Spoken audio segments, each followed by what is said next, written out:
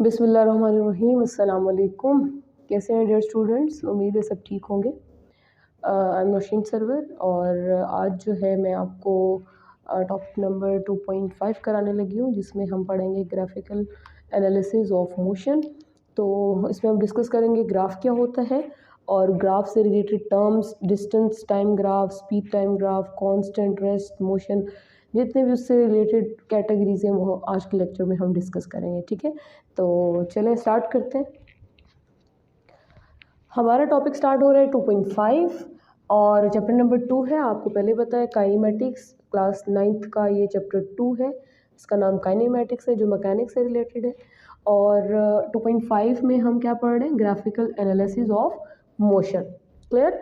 तो यहाँ से हमने पहले स्टार्ट करना है बच्चों कि व्हाट इज़ अ ग्राफ। इसको पढ़ने से पहले हमें पता होना चाहिए कि एक ग्राफ क्या होता है। तो बच्चों, ग्राफ इज़ बेसिकली एक पिक्टोरियल रिप्रेजेंटेशन होती है, एक पिक्चर होती है कोई भी 2 या 3 वेरिएबल्स के दरमियान, मोस्टली 2 वेरिएबल्स के दरमियान होती है। तो हमारे पास, जैसे कि आप क्रिकेट मैच देखते हैं, टाइम के साथ कितने ओवर्स कवर हुए हैं, टाइम के साथ कितने स्कोर्स बने हैं, इसी तरह आप अपनी मार्केट का इंडेक्स रेट देखते हैं कि आज हमारे कंट्री का जो इंडेक्स रेट है वो कितना रहा है, हमारा जो रुपया है वो कितना इंक्रीज़ हुआ है या डिक्रीज़ हुआ है डॉलर के हिसाब से। तो इसी तरह गोल्ड की प्राइसेस हैं वो कितनी इंक्रीज़ हुई है। इसी तरह इन्फ्लेमेशन है आपकी, डेली बेसिस पे पेट्रोल इंक्रीज़ हो रहा है, डिक्रीज़ हो रहा है। तो वो सारा जो एक रिलेशन है वक्त के साथ, टाइम के साथ, रेट्स का, उसको आप ग्राफ के साथ मेंशन कर सकते हो। वो इजी टू अंडरस्टैंड होता है। इतने ज़्यादा डाटा लिखने के बजाय आप एक ग्राफ बनाएं और उसी ग्राफ के अकॉर्डिंग क्या करें, डाटा को मेंशन कर दें। तो पहले हमें पता होना चाहिए कि what is graph. So basically a graph, this is a definition of the graph. So graph is a pictorial way of representing information about the relation between different और various quantities.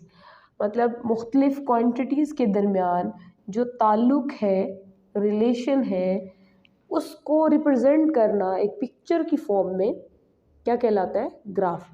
So what are variables, ये चीज़ समझना बहुत ज़रूरी है जब आप graphs पढ़ रहे हो। तो बच्चों, वेरिएबल्स जैसे कि आप जानते हो, वेरिएबल का क्या मतलब होता है? वेरी करना, लाइक डिफरेंट या चेंज होना। ठीक है, वेरिएबल्स क्या होते हैं? जो चेंज होते रहते हैं। तो ऐसी क्वांटिटीज जो चेंज होती रहती है उसको वेरिएबल्स बोलते हैं। यहाँ पे आप जो ग्राफ बना सकते हैं वो एक्स और वाई के दरमियान बना सकते हैं। आप पहला ग्राफ पढ़ेंगे डिस्टेंस एंड टाइम, दूसरा पढ़ेंगे वेलोसिटी या स्पीड टाइम। ठीक है, ये वाला ग्राफ किसको डिनोट करता है? Distance and time. और दूसरा किसको डिनोट करता है? Speed and time. क्लियर बच्चों? तो 2 तरह के ग्राफ्स हमने पढ़ने। इन ग्राफ को पढ़ने से पहले हमें पता होना चाहिए कि जो वेरिएबल्स हैं वो क्या होते हैं। The quantities between which a graph is plotted are called variables. ऐसी क्वांटिटीज जिनके दरमियान ग्राफ बनता है उसको हम क्या कहते हैं? वेरिएबल्स। फॉर एग्जांपल, इस तरह अगर आप ग्राफ ले लें तो वैसे तो एक ग्राफ के अंदर कितने X, negative X, Y, negative Y. तो हम मोस्टली कौन सा, ये है फर्स्ट क्वाड्रेंट, ये है सेकंड क्वाड्रेंट, ये है थर्ड क्वाड्रेंट, ये है फोर्थ क्वाड्रेंट। तो बच्चों, हम मोस्टली कौन सा क्वाड्रेंट लेते हैं? फर्स्ट। हम जो अभी डिस्कस करने लगे हैं वो किससे रिलेटेड है? फर्स्ट क्वाड्रेंट में, जिसमें दोनों वैल्यूज़ पॉजिटिव है। इसमें देखें एक पॉजिटिव है, दूसरी नेगेटिव है। इसमें देखें दोनों नेगेटिव है थर्ड में। और फोर्थ में देखें एक्स पॉजिटिव है और वाई नेगेटिव है। क्लियर? तो चलिए स्टार्ट करते हैं। अब हम देखते हैं कि वेरिएबल्स जो हैं उसकी कितनी कैटेगरीज हैं। उसकी 2 कैटेगरीज हैं।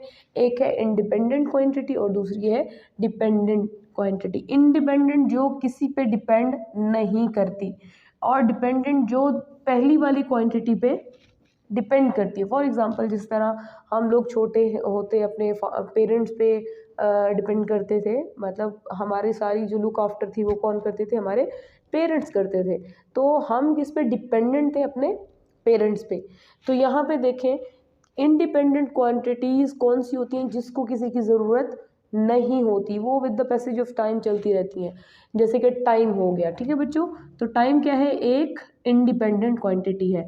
डिपेंडेंट क्वांटिटी वो होती है जो टाइम तो चलता रहता है लेकिन टाइम पे डिपेंड करती है, ठीक है। For example distance and velocity, speed, ये कौन सी क्वांटिटी है, acceleration, these are dependent quantity.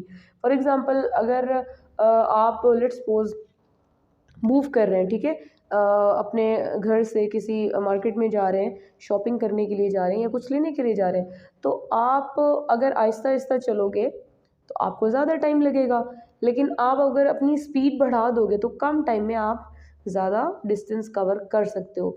तो इट मीन्स आपके हाथ में टाइम तो नहीं है, टाइम तो रेगुलर बेसिस पे चलता रहेगा, चाहे आप चलना स्टार्ट करें या ना करें। लेकिन अगर आप तेज़ी से मूव करेंगे तो आप जल्दी काम कर सकते हैं, आप जल्दी पहुंच सकते हैं अपने उस पॉइंट पे।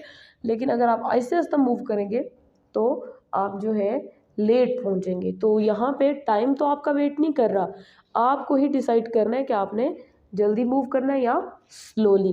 तो ये डिपेंडेंट है टाइम पे, अगर आप काम करें या ना करें टाइम ने तो गुजरते रहना है। क्लियर। यहाँ पे हम देखेंगे पहला ग्राफ है डिस्टेंस टाइम ग्राफ। तो बच्चों डिस्टेंस टाइम ग्राफ को पढ़ने से पहले आपको ये दो पॉइंट्स जो है इनके बारे में ज़रूर पता होना चाहिए, क्योंकि बच्चे इसमें कंफ्यूज हो जाते हैं। Distance time graph, this is the first category of the graph given in your book, and the second category is speed time graph. So in distance time graph, this graph is basically used to represent the motion of the object. किसी भी object की motion को represent करने के लिए जो graph हम plot करते हैं वो डिस्टेंस टाइम ग्राफ होता है। इसमें आप देखें ये केस बड़ा इंपॉर्टेंट है कि अगर बच्चे पूछते हैं कि स्ट्रेट लाइन में कोई बॉडी मूव कर रही है तो क्या उसका डिस्टेंस होगा या डिस्प्लेसमेंट होगा। तो आपने इसको याद रख लेना है अपने माइंड में कि when a body is moving in a straight line A to B, then it possesses distance and displacement दोनों ही उसमें होते हैं। इसी तरह अगर आपकी बॉडी स्ट्रेट लाइन में मूव करी है तो आप उसको स्पीड और वेलोसिटी भी सेम मीनिंग में आप लेंगे। क्लियर। बट अगर वो जो पाथ है वो आपका इस तरह है, टिल्टेड है, तो आप उसको वेलोसिटी की बजाय स्पीड और डिस्टेंस लेंगे। बट अगर स्ट्रेट लाइन में है तो आप ये दोनों टर्म्स ले सकते हैं। यहाँ पे बच्चों हमने देखना है कि what are dependent quantities and what are independent quantities. We always take dependent quantities on y axis and independent quantities on x axis. So over here you can see this is y axis and this is x axis. So here आप क्या ले सकते हो, distance. Time में से कौन सी quantity बच्चों लेंगे, डिस्टेंस लेंगे ऑब्वियसली, और डिस्टेंस का यूनिट आप लिख लें मीटर्स। और टाइम को कहाँ पे लेंगे, अलोंग एक्स एक्सिस। और फिर हम इसकी फर्दर 3 टाइप्स हैं वो हम पढ़ेंगे। तो चलिए फर्स्ट टाइप के बारे में पढ़ते हैं। आपको होपफुली यहाँ तक समझ आ गया होगा। अब हमारी जो नेक्स्ट टाइप है बच्चों, इसमें आप देखें ये हमारा हो जाएगा distance in metre, time in second, and this is origin where both quantities are 0, point O और ऑरिजिन। इसी तरह इसमें भी हम पहले लिख लेते हैं distance in metre and time in second. Clear. Okay. अब लेट्स सपोज आपका एक ऑब्जेक्ट है वो रेस्ट में है। मैंने यहाँ पे एक गाड़ी बना दी है और वो गाड़ी आपसे कितनी दूरी पे है, कितने फासले पे खड़ी हुई है, स्टे कर रही है 5 मीटर, आपसे 5 मीटर डिस्प्लेसमेंट पे या डिस्टेंस पे है। और आप यहाँ पे खड़े हैं, आप ऑब्जर्व कर रहे हैं, आपने अपने हाथ में क्लॉक ली हुई है और आप ऑब्जर्व कर रहे हैं कि with the passage of time इस पर क्या इफेक्ट होता है। तो बच्चों आप देखेंगे with the passage of time, time तो गुजरता जा रहा है, गुजरता 1 hour 2 hour 3 hour 4 hour 5 hour and still your car is at the same position. So let's suppose your car is at 5 meter away from you and you are here and finding and calculating the time 5-10 seconds, क्योंकि equal intervals लेते हैं. 10 के बाद +5 करेंगे तो 15 seconds, फिर +5 करेंगे तो 20 सेकेंड्स एंड कॉन्टीन्यूसली 5 + 5 बच्चों 10 metre +5 15 metre and so on. तो हमारी कार पहले 5 सेकेंड में कौन से पॉइंट पे थी, उसी पॉइंट पे थी.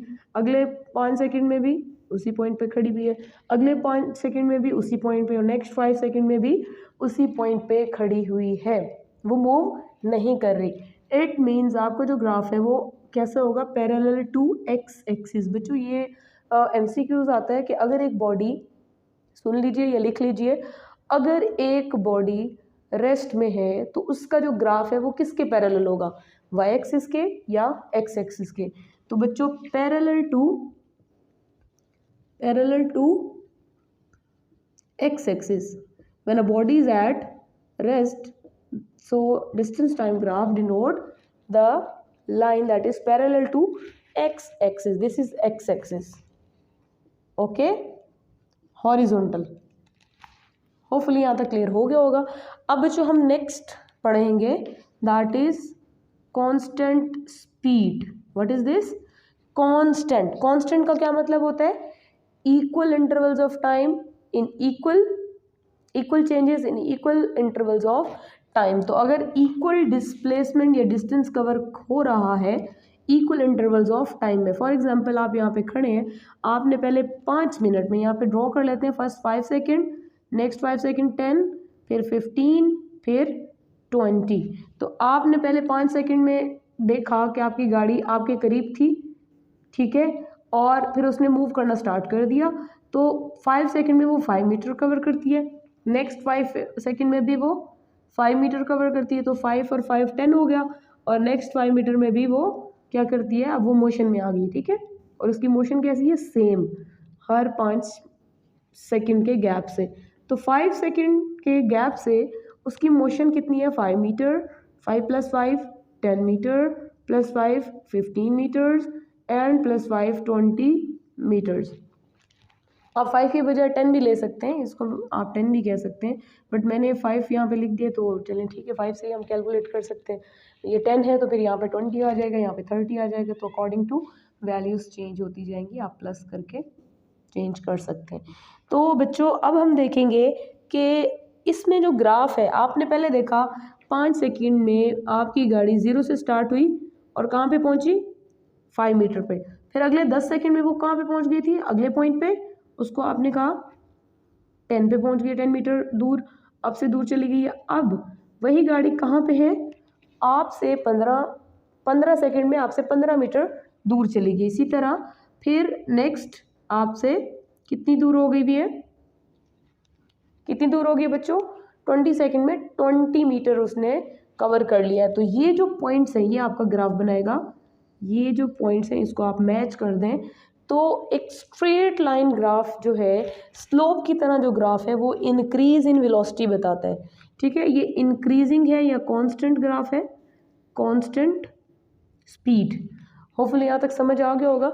इसको बच्चों आप कैलकुलेट भी कर सकते हैं कोई भी 2 इंटरवल्स के दरमियान. लेट्स से मैं ये वाले पार्ट ले लेती हूँ, this is 5 metre, this is our initial velocity या initial speed, and this is final speed. तो इन दोनों के दरमियान कितना गैप है, 5 से 15 के दरमियान 10, ठीक है. तो हमारा कितना कवर होगा, एक पॉइंट ये ले लें, इसको बी कह दें, और ये पॉइंट पहला ले लें, इसको ए कह दें. और टाइम कितना होगा, इन दोनों के दरमियान जो गैप है 5 + 5 10 मीटर, तो 10 मीटर कवर हो रहा है 10 सेकेंड्स में. तो हमारी जो स्पीड होगी बच्चों वो 1 सेकेंड के लिहाज से कैसी होगी, हम इसको कैंसिल कर देंगे, 1 मीटर पर सेकेंड, 1 मीटर पर सेकेंड. तो हमने देखा कि अगर बॉडी मूव कर रही है यूनिफॉर्मली तो 1 सेकेंड में वो 1 मीटर डिस्टेंस कवर कर रही है, 2 सेकेंड में 2 मीटर, 3 सेकेंड्स में 3 मीटर्स, 4 सेकेंड्स में 4 मीटर्स एंड 5 सेकेंड में 5 मीटर्स, और कॉन्टीन्यूसली वो चलती जा रही है. क्लियर? होपफुली आपको यहाँ तक समझ आ गया होगा।